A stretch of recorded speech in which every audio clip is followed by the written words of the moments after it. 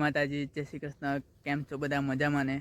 તો અત્યારે હું આવ્યો છું કિમોજ જંબુસર ને અહીંયા આગળ અમારું ખેતર છે, તો થોડુંક પંચાયતમાં કામ છે એટલા માટે આવ્યા હતા. અને અહીંથી અમે જઈશું કંબોઈ, જ્યાં તમને સ્તંભેશ્વર મહાદેવના દર્શન કરાવીશું.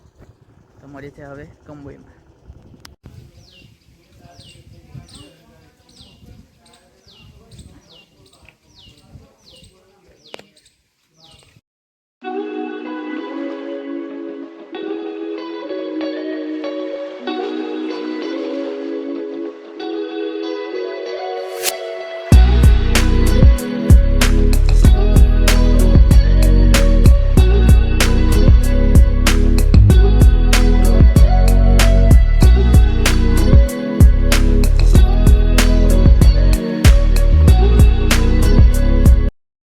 અમે આવી ગયા છે સ્તંભેશ્વર મહાદેવના મંદિરે.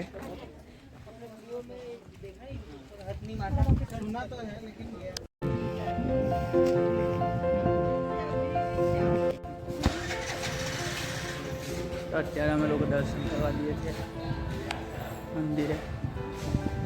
આ મંદિરે સોમવતી અમાસ અને શનિવારે અમાસના દિવસે સાક્ષાત સમુદ્રદેવ અભિષેક કરવા માટે આવે છે.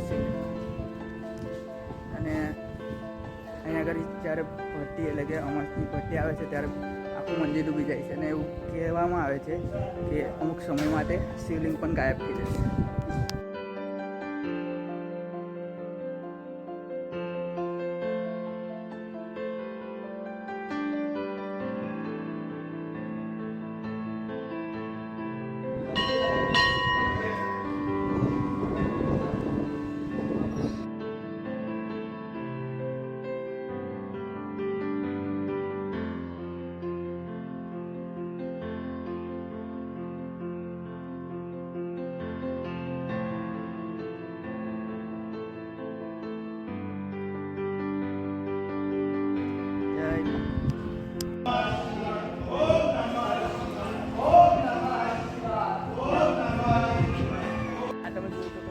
પાછળ દરિયો છે અને અહીંયા બિરાજમાન છે સ્તંભેશ્વર મહાદેવનું મંદિર.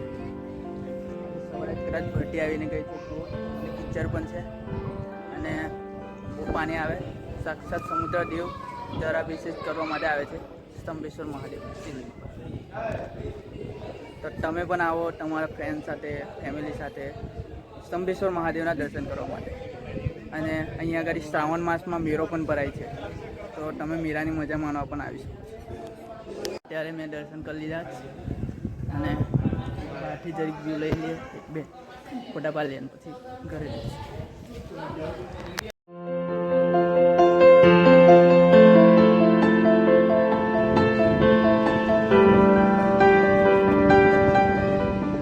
આ હતો મારો સ્તંભેશ્વર મહાદેવનો બ્લોગ. તમને મારો બ્લોગ કેવો લાગ્યો, સારો લાગ્યો તો લાઈક કરો, શેર કરો અને મારી ચેનલને સબસ્ક્રાઈબ ના કરીએ તો સબસ્ક્રાઈબ કરજો.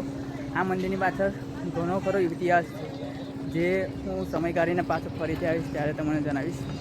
તો આ હતો મારો બ્લોગ.